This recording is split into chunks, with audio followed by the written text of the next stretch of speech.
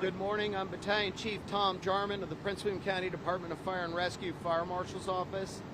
I wanted to provide a quick brief on the update of the fire incident that we responded to. We responded to a fire in the 15,700 block of Piedmont Place, and the time of the call for the fire was at 5:50 this morning.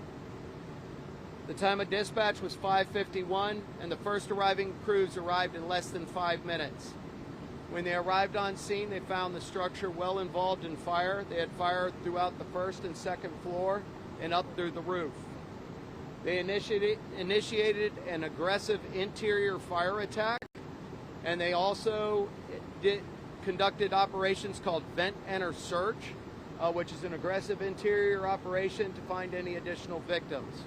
We did get confirmation that the victims that were living in the basement were able to escape unharmed, and at this time we do have 3 people that are unaccounted for.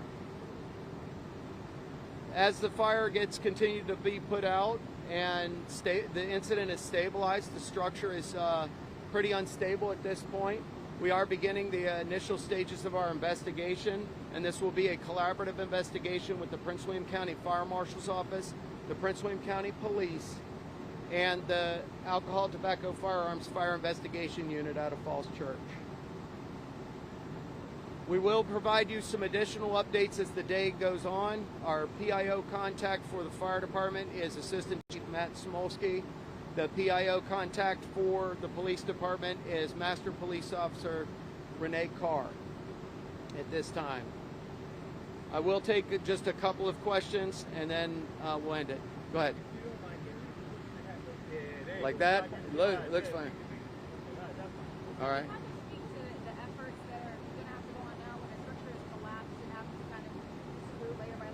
Correct. So as part of our investigations, we do all our investigations methodically. We follow established care and guidelines, both out of the NFPA 1033 and 921. So we will be going in. First, we have to stabilize the structure to where we can get in, actively be able to get in and conduct the investigation. And we do layer the investigation. And our hope is to, throughout the investigation, we've had county police and detectives canvassing the neighborhood, asking questions, so that we can get some confirmation of the whereabouts of the occupants.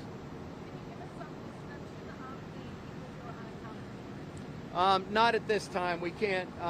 We want to make sure that we're doing our due diligence in the investigation, so I can't give you anything related at this point. People. That's correct. I'm not available to answer that question right now. We do know that everybody that was in the basement was able to escape unharmed. And those unaccounted for, what was their last known? We don't know that because due to the volume and the extent of fire when first crews arrived on scene, we have not yet been able to determine where they were in the fire. They were in the home overnight. We just don't know if they were able to escape, and we just haven't been able to find them yet. And there were only 3 in the top part? 3 people in the top part of the home? I can't confirm that at this time. We're still trying to get additional witness statements and information. And any idea at this point where the fire may have started in the home? We don't have any indication at this point. Again, like I mentioned, the structure is pretty unstable. You guys with the cameras have been able to see it. We have walls that have collapsed. We've had a complete collapse of the roof into the second floor, down into the first floor, especially on the back side of the house. So it's going to take us a little bit, not only to get through the debris, but obviously prior to doing that, we have to stabilize the structure so it's safe for us to go in and start doing our physical investigation. Is it unusual for a fire to be this fully involved that quickly?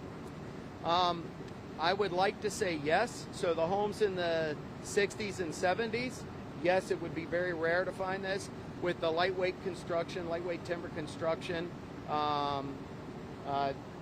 unfortunately, we do see these fires. Many of you may remember back in 2007, we lost a firefighter in a very similar style house the lightweight construction. Same on-scene conditions, heavy fire involved. And our goal is obviously to search for people on the inside to provide rescues if at all possible. Any indication that there were working smoke detectors? We did get word that there were working smoke detectors in the home. And those calls for help, they came from the occupants inside the home, or? We got the initial calls were coming from neighbors, concerned neighbors who woke up, and obviously this is a bedroom community going to work, and so they began to notice and they called 911, which obviously was very good. It got us here about as quick as we possibly could have been. All firefighters okay? All firefighters are accounted for and not injured at this time. And I'm assuming there's no sprinkler systems involved? No sprinkler systems in these homes, no. That's not a requirement in Virginia. Oh. Yeah. So if there's no further questions, we will be having some additional information. Like I said, will be coming out through a collaborative effort between the police and the fire department through Assistant Chief Matt Smolsky. And most likely we'll not have another on scene unless we have a drastic development that we need to let you know about. All right? Thank you, guys.